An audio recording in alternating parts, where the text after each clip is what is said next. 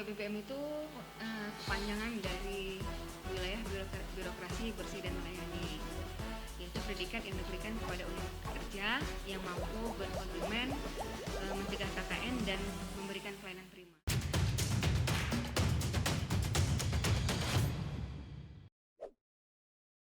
Halo Sobat Antar BPN, selamat datang di podcast Bertua, bercerita seputar pertanahan.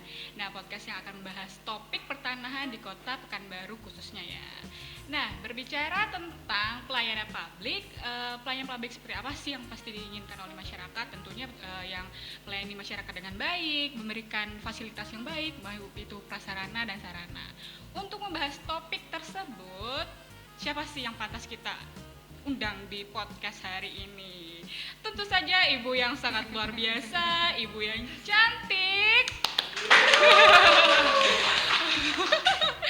ibu yang energik, dan selaku Ketua Pokja Pembangunan Zona Integritas sekaligus Kepala Subbagian Tata Usaha Kantor Pertanahan Kota Pekanbaru, yaitu Ibu Umi Kalsum. Apa kabar Ibu? Alhamdulillah sehat-sehat. Makasih ya Bu sudah menyempatkan waktunya hadir di podcast Bertua. Ini podcast baru nih Bu, bercerita seputar pertanahan, podcast pertanahan kantor pertanahan Kota Pekanbaru. Nah, tadi saya akan membahas nih Bu tentang pelayanan publik. Nah, waktu saya masuk ke sini, saya kan ya ibaratnya anggota baru di kantor pertanahan Kota Pekanbaru. Saya yang topik yang saya dengar itu adalah kantor pertanahan Kota Pekanbaru ini mendapatkan gelar WBBM. Saya kayak penasaran nih, apa sih WBBM itu? Kan kayaknya sering dibahas setiap kita apel pagi ataupun ada kunjungan kah gitu kan, adalah predikat WBBM yang didapatkan oleh kantor kita. Nah, saya pengen tahu dulu nih Bu, WBBM itu apa sih? Oke.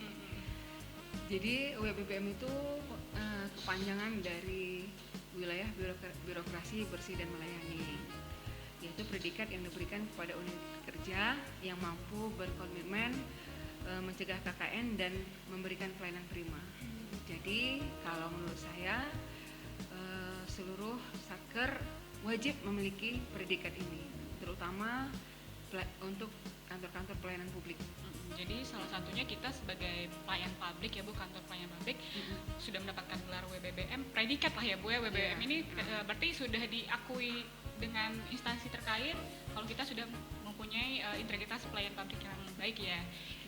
Seperti itu. Nah, selanjutnya bagaimana sih Bu pelayanan publik yang ideal sehingga kita mendapatkan predikat ini nih Bu? Kayak pantas nih ke kantor pertahanan Kota Pekanbaru mendapatkan gelar atau predikat WBBM ini. Jadi kalau kantor pelayanan publik yang ideal itu pelayanan yang memberikan rasa nyaman, memberikan kemudahan dan memberikan kepastian. Ya, rasa nyaman, misalnya lingkungan kantor yang bersih. Kemudian kalau kemudahan itu masyarakat mendapat pelayanan dengan mudah. Tidak misalnya dalam antrian tidak ada misalnya yang saling mendahului gitu. Antri dengan baik lah Bu, ikut itu aturan gitu kan. Kemudian kepastiannya itu kepastian waktu kapan berkasnya selesai.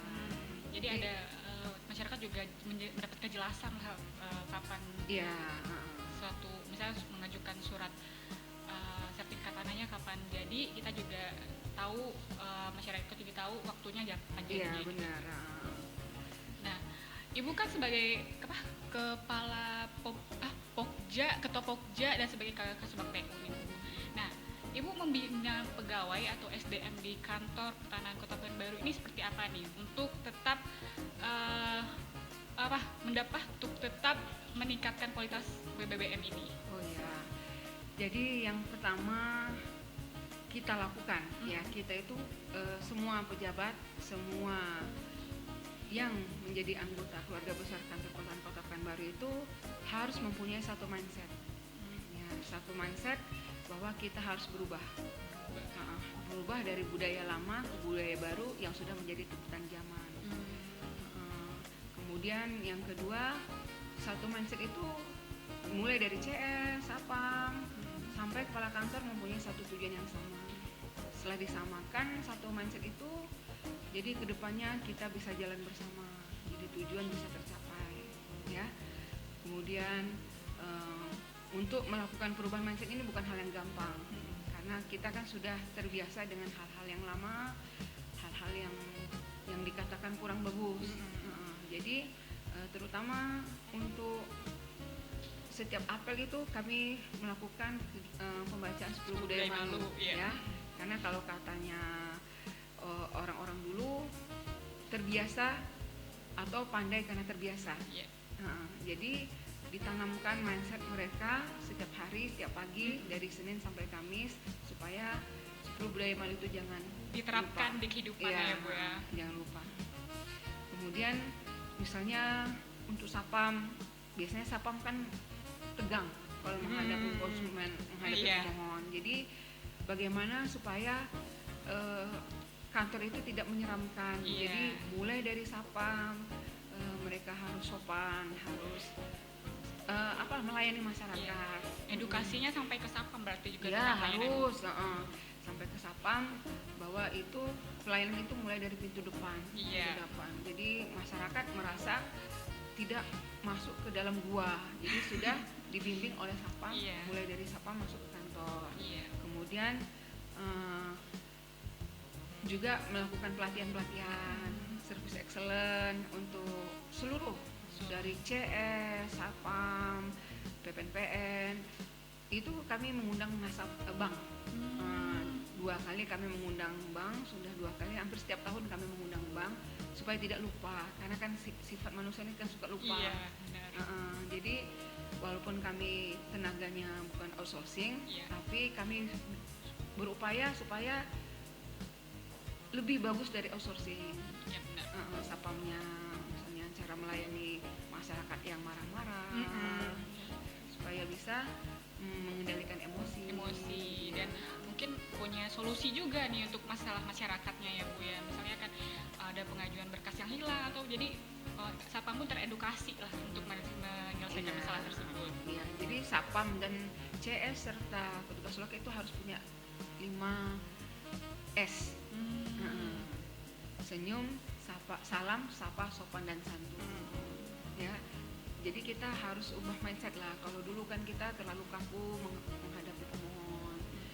Dengan adanya 5S ini harus kita ingatkan bahwa kita ada pelayanan masyarakat yang harus selalu ramah dengan pemohon.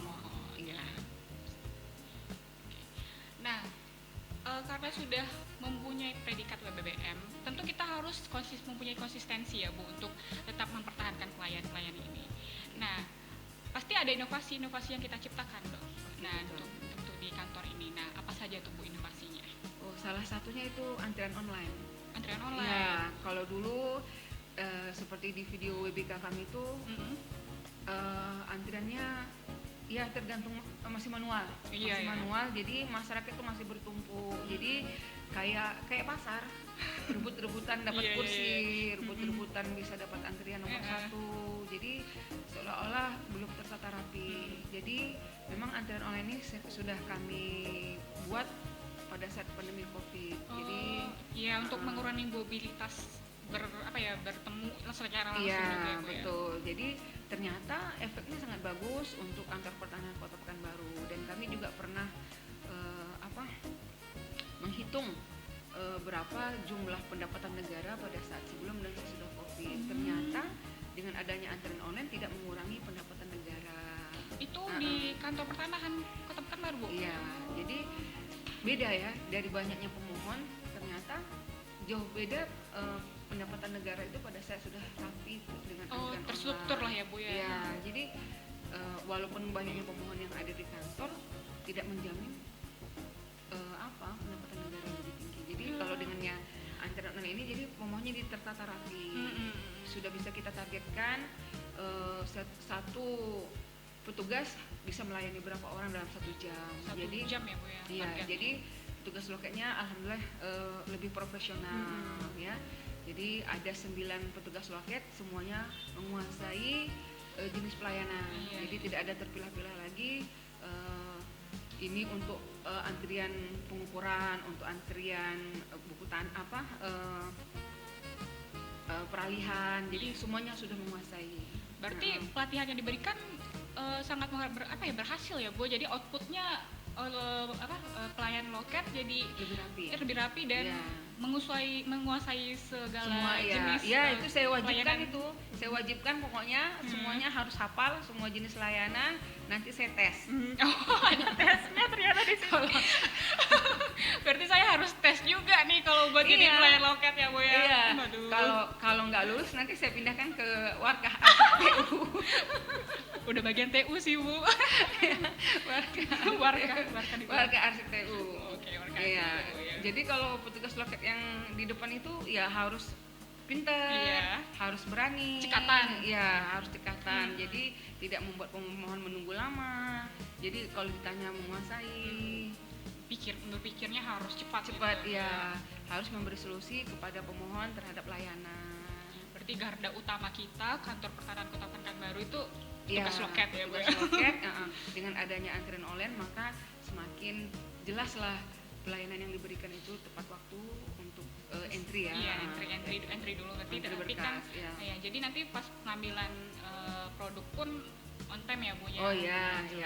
Kemudian yang kedua ada pelantun. Pelantun itu pelayanan tanpa turun sejenis drive-thru. Oh iya. Jadi drive-thru itu juga kami buat sebelum pada saat Covid. Pandemi juga ya. Salah satunya adalah untuk mengurangi pemohon di loket. Dan ternyata alhamdulillah karena bermanfaat jadi berlanjut sampai sekarang.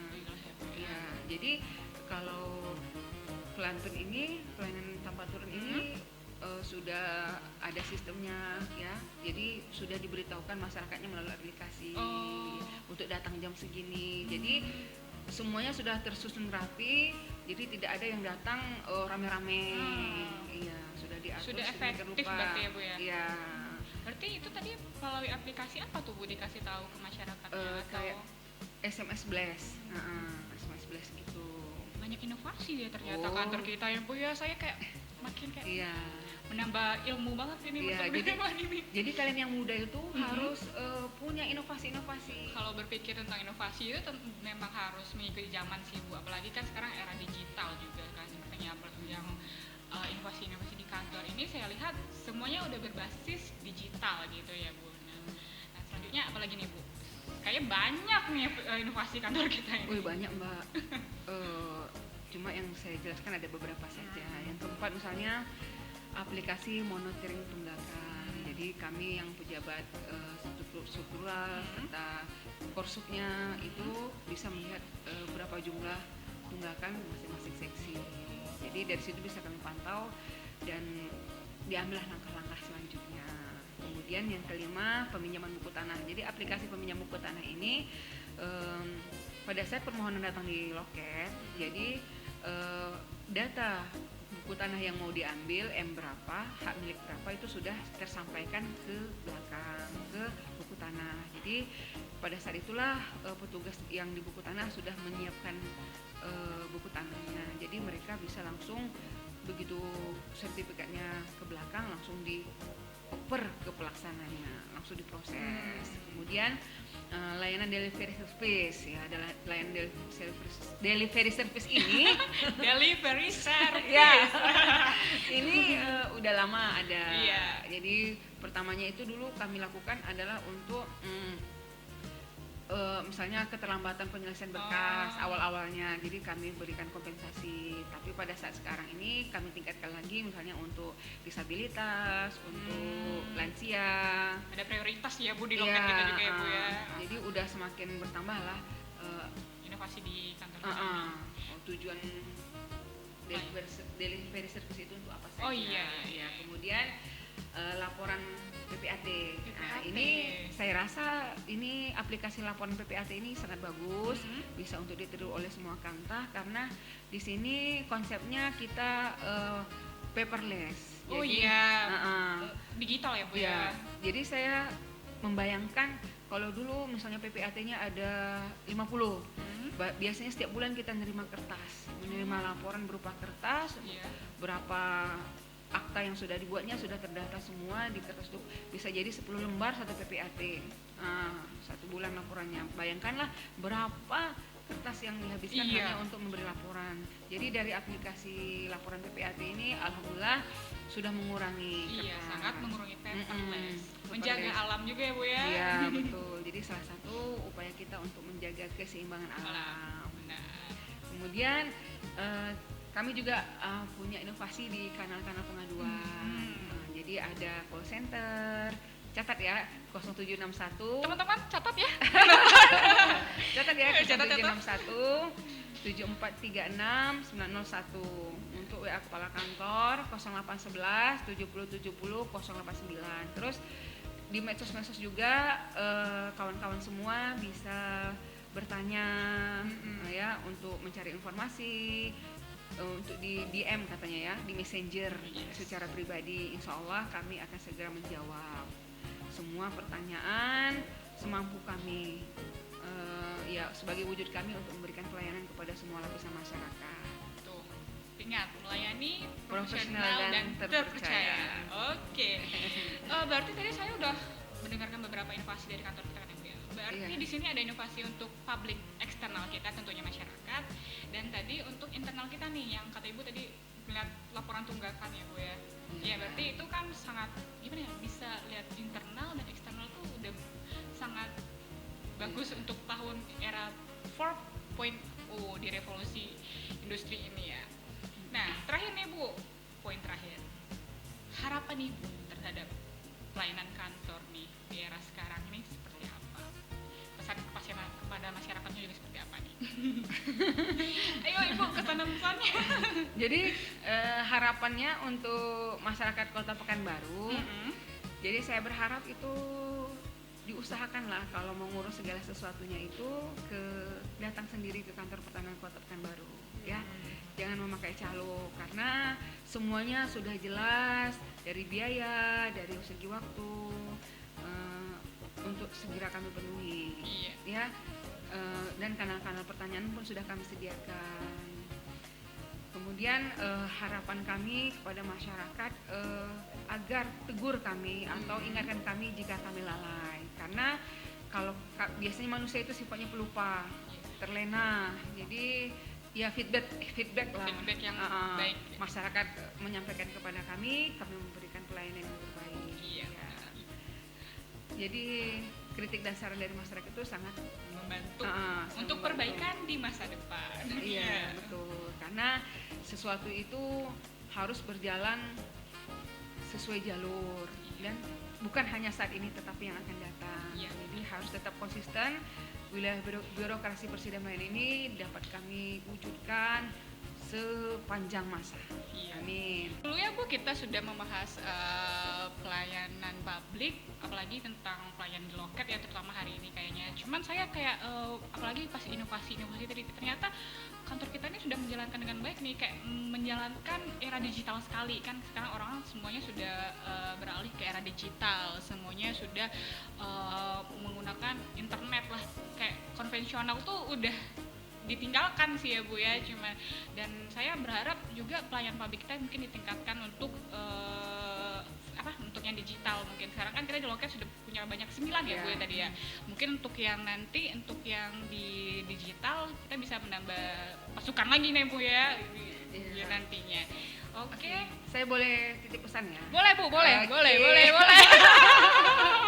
Pesan saya untuk seluruh anak muda, seluruh PPNPN Kota Pekanbaru, Satpam, CS, semua seluruhnya, jangan berhenti berinovasi ya. Sayangi kantor kita, merasa kita memiliki kantor. Insya Allah semua yang kita lakukan dengan ikhlas, semuanya akan dibalas Allah Subhanahu Wa Taala. Ya, tetap jaga kekompakan.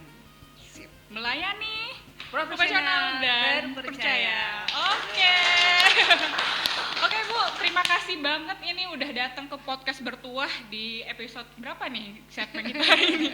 Dan mungkin kita akan bertemu lagi sama Ibu di episode selanjutnya.